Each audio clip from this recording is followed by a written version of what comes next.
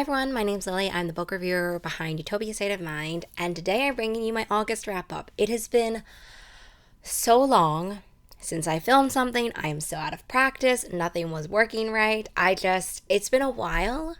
I'm happy to see you.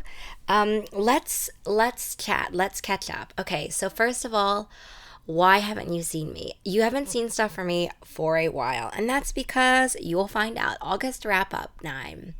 August was a month. It was probably my weirdest, hardest month so far this year. I read the least probably I've ever read, I think. I was in the worst reading slump I think I've ever been in. And personally in my life, it was just a mess. Let's just start with what I made. I made nothing. Zero. I made absolutely nothing in August. I have nothing to share for you. That's because let's get into how August was. So, August, you will have seen some videos on my channel earlier. I was preparing to go on vacation. That's why I did a whole vacation TBR video. I was so excited. The actual vacation was very good. There were some highlights, some low points as well. You will have seen this if you saw my August wrap-up post on Instagram. I will leave that down below. But it was just an interesting experience. When you go somewhere where you've been before, I feel like you have all of these expectations. And I was struggling a lot with kind of what I thought I was going to do in the trip and then what I did in the trip. Both totally valid, both really good in that sense. But it was just a little bit of time to kind of get your head around. And by that point, you're already there and then you're gone, right? So that was intense. It was intense to prepare for. I've talked a lot about that on this channel where I feel like vacations are really good. They're really fun. But then for me to prepare for them and then the immediate come back from vacation, stress. It's just like stress, vacation stress, stress. I'm a very anxious person. So I will insert a meme that was recently sent to me by my partner to kind of show you that that is just my anxiety level. Anyway, then when I got back from vacation, I had a family emergency and then had to fly home and be kind of like a full-time caregiver-ish for basically the rest of August until September. So it's this weird thing where like I wasn't really reading that much because it was on vacation. Then I really wasn't reading that much because I was 24/7 very busy. And then I was kind of reading, but I wasn't writing reviews because I just was so busy. It's been a while since I've been in that role before. But I mean, I have been in that role before, but it's been a while since I've been in that role. And I kind of forgot how intense it would be and how I would feel. So the reading slump in all of August was just intense. It was so intense because it was like that vacation reading slump, and then it was the just I'm a full-time caregiver reading slump. And so I had a really hard time reading anything. It took me forever to read things, and also I didn't sink into them as much. So apologies for every book I read in August. You were up against a lot. Some of them were still able to kind of pull me out of it. I'm incredibly thankful for those.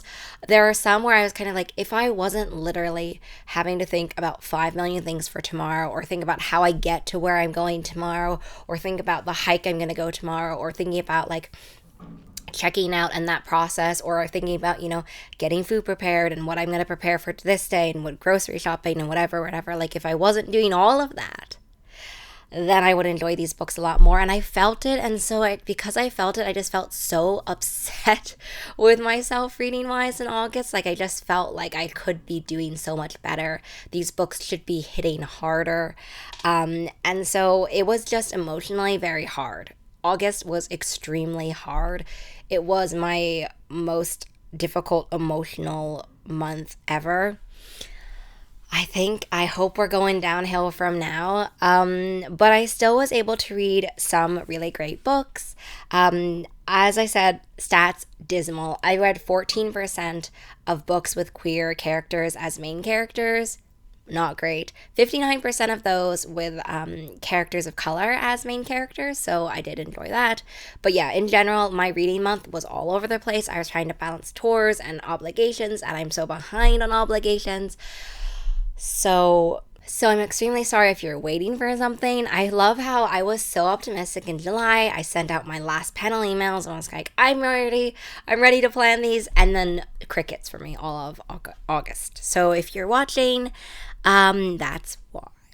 Anyway, let's chat about my favorite books. I have four, and it was kind of like an adult, somewhat romancy month. I really needed romance books to pull me out of this slump.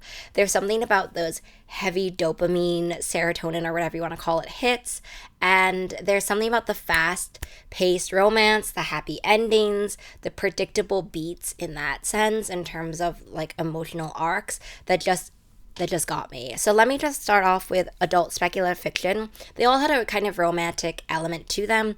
The first one is The Memory Hunters. If you saw me on TikTok at the beginning of August, you will know that The Memory Hunters I'm obsessed with. Let me just do a quick synopsis. These are going to be awful as well because it was really hard.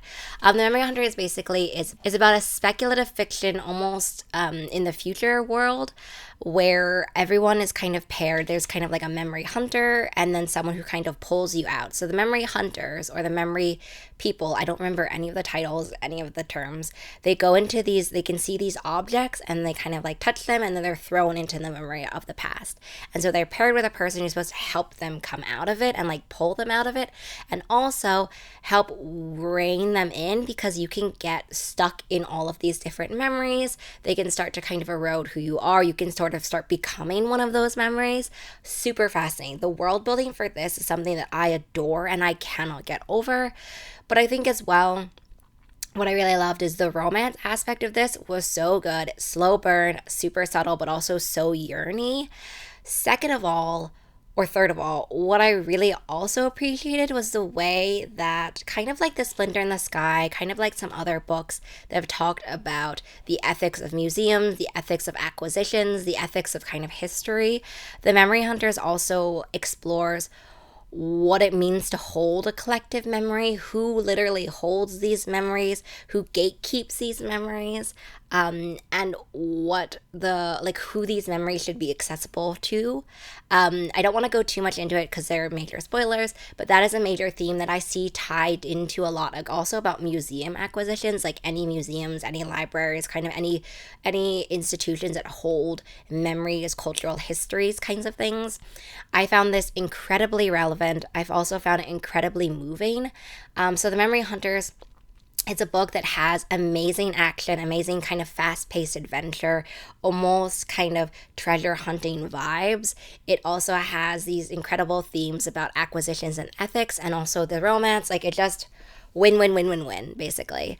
And the next one is Wild Reverence. I kind of expected to love Wild Reverence, but it's been a very long time since I read a Rebecca Ross book. I'm going to be doing a future video where I chat about all the Rebecca Ross books that I've read, just because Rebecca Ross has written more than just kind of divine rivals. I love being able to jump into an author's backlist. Wild Reverence is not.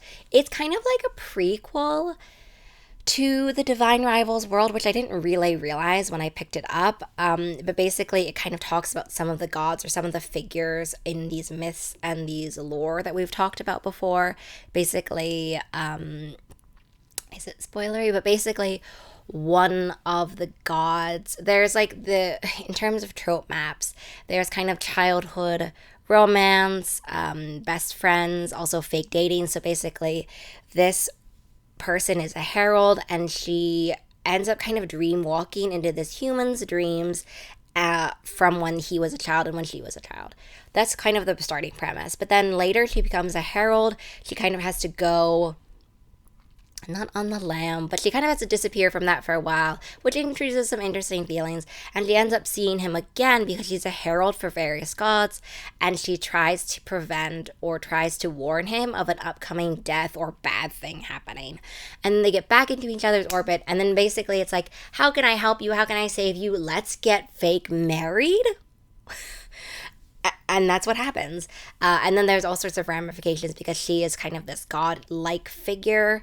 And so what does that mean for humans? How do humans view the gods? And also, how do they view their relationship and this fake dating-ish relationship and also the relationships she's had in terms of her family and also romantic entanglements?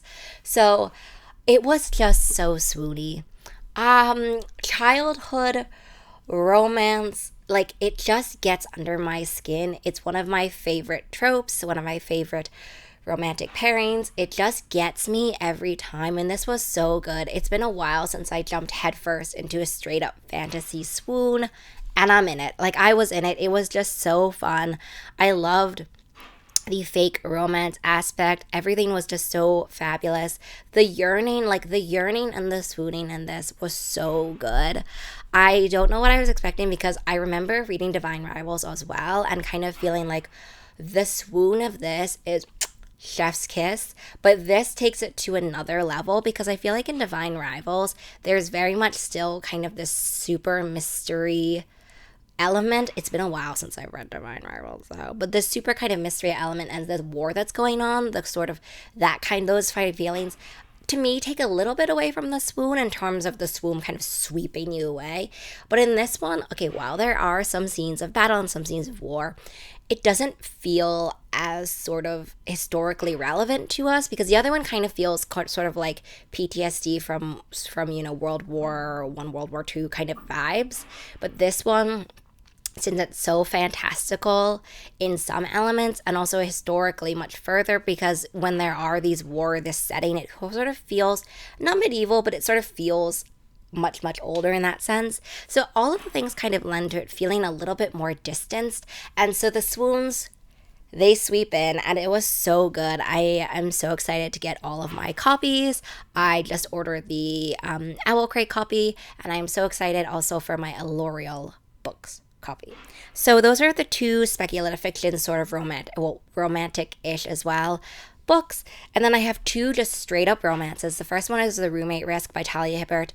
I have talked so much about how much I love Talia Hibbert books, and this one was no exception. It's been a while since I read a Talia Hibbert book, but this one like got me back in. This one, the friends to lovers yearning, the friends to lovers swoon was just like almost heartbreakingly perfect. So basically, I can't remember the exact thing, but basically she ends up, maybe her flat ends up getting, I was going to say swollen, but that's not what I meant. Flooded. It ends up getting flooded, and she has to move in temporarily with her best friend who has always loved her. This is kind of a dual perspective, and we can see, and the dual perspective yearning just like gets at your core, gets at your heart. It reaches into your heart and just like grabs you. But the yearning in this one was just, oh my god, it was so good because he has loved her forever, and basically they kind of like hook up, and she's kind of like, from now on, this was when they were in uni because this is set in the UK, and she's kind of like, well, from now on you're either my friend or you're nothing to me. And he's kind of like, I will take whatever ray of sunshine I can from you, and so I guess we're only friends now. But he's loved her since, like, come on. So obviously, as they become roommates, things come to a head, feelings start getting shared. She kind of realizes, oh my god, wait, could he actually care about me? And he's kind of just sitting there banging his head against the wall, being like, I have loved you forever. Those kind of vibes. And so The Roommate Risk, it just got me. Like, I just loved it so much. I don't know if you can tell. And the next one is the Build a Boyfriend project, which to me was so fun because it gave kind of nostalgic vibes of How to Lose a Guy in 10 Days. I think that's what it's called. The Kate Hudson, like, You're So Vain movie. Because the main character is writing a magazine story, and so he wants to be writing a story basically about queer awakenings, specifically also from religious backgrounds, and he wants to be writing about that, but his boss kind of, they're okay, I don't know, it's not like BuzzFeed, but it's kind of like that more vibes. His boss wants him to write kind of this fluff piece about how to build your ideal boyfriend, how to take a clueless guy and like make him better, increase the glow up. And so he's basically writing the article he wants to with this blind date, with this hookup date or this setup date, which goes abysmally. And it goes abysmally because they kind of talk about, in Build Your a Boyfriend Project, what I really liked is they kind of talk about the queer awakening, and they kind of talk about all of these things that queer people are experiencing at a different point because they're awakening to their identity and they're having these experiences much later in life. So they're not as sure about kind of like how to flirt, how to date, how to approach these situations, because at the time the other people were experiencing these in the growing up process, or the conventional growing up process. They're still coming to terms with their identity. They're in the closet. They're, experiencing things at a different timeline. I also read Every Step She Takes so far in September, and this also talks about it, and it's so good. So please read both of them if you love those themes. Anyway, so it's just a romance book that has so much heart and so much of a core of these characters. I loved it so much. It just, like, I have been really loving Mason's works in the past, and this adult debut, it just solidifies my love for these stories and these characters. I loved the idea of going, first of all, there's also like fake dating for the profile, and fake kind of like, I'm gonna help you practice how to date. And I love when that line between fiction and reality, when you cross it, when it starts blurring, that kind of dance, that interchange is just, I love it so much. So those were my 4 favorite books of August. I'm glad to be back. Prepare to see this outfit everywhere because I'm doing a major filming day, and I have a lot of things to share with you, a lot of things to film. So hope you have a really great rest of your reading day, week, month, and rest of your 2025 year. And I will see you in the next video. Bye.